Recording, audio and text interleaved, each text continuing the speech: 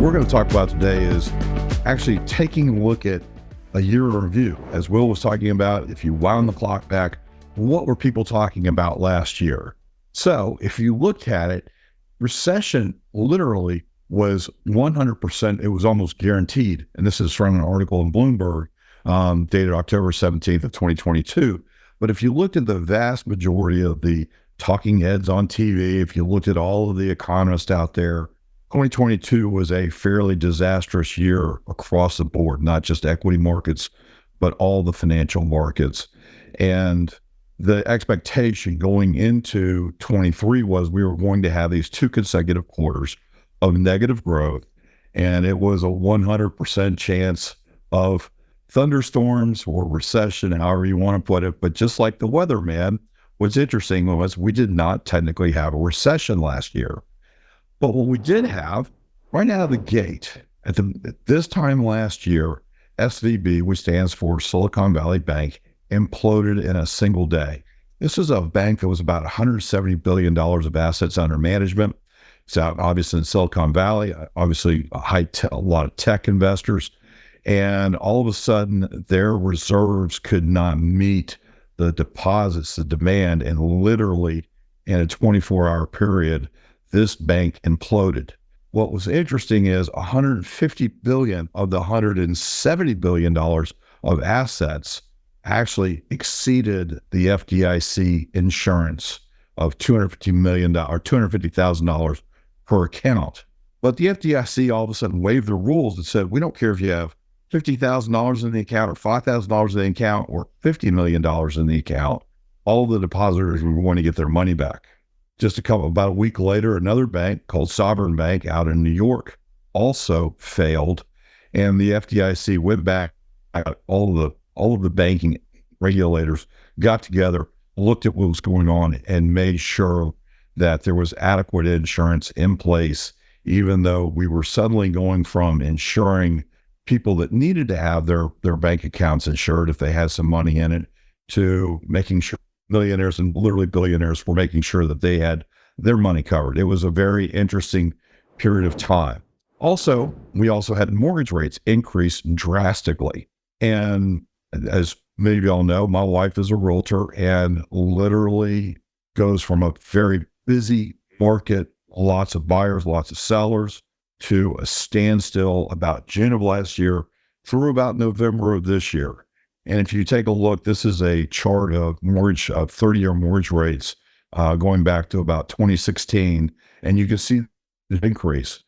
If this was actually a broader chart, what you would actually see is that today's rates are returning to a historical norm, and that the rates that we've had over the past number of years, this dip on the chart is actually to all-time historical lows. We've never had 30-year mortgage rates that low.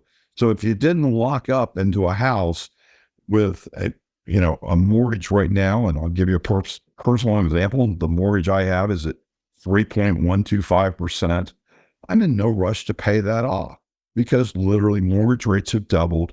And while you have not really seen property values decrease, what you have seen is the amount of real estate activity, the amount of sales, the amount of buys out there, they're obviously off. And it will be interesting to see if these higher mortgage rates start to impact prices of real estate going forward. Then we also had a continuation of the Ukrainian war, the geopolitics of the world. We had this twin crises, though. We already had a Ukrainian war that was almost a year old at the beginning of last year. In another couple of days, I think about 9 days, the Ukraine war will be 2 years old. Then we had the Israeli-Gaza conflict start. And I don't know if you noticed in today's headlines, but Iran seized a tanker, off its coast. And there are just some real concerns out there. And so when we went into 2023, all of these things popped up. The question becomes, if you wind the clock back to January 1st and you knew these things, would you have invested? And I go back to what Will was indicating. We're hesitant to make predictions because there is this inherent part of we want to be right when we make these predictions. And one of the things that I think that Will and Ryan do really well out of this is we don't get married to a profession, to a market, to a stock.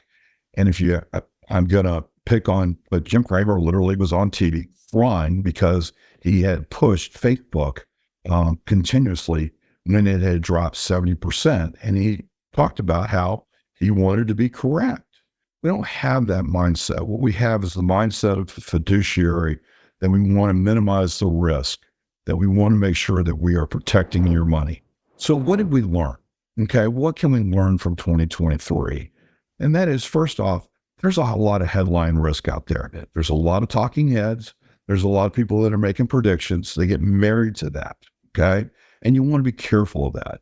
Another part is markets are complex. One of the great things that I love about what Will and Ryan do on a regular basis is they take these complex leading indicators and market risk, and what we're trying to do is give you a fundamental explanation of how we measure risk, how we look at the risk of markets, and how we move forward. Nobody has a perfect crystal ball, but I think that we have a very stout, well-defined discipline that we use, which leads me to the third point. Planning is the best guide. Knowing where you are in life, resources that you have, what you're doing, that should be the determination. You've often heard me talk about values-based investing, also risk-based investing. There's no reason to go out and take risks that you do not need to take.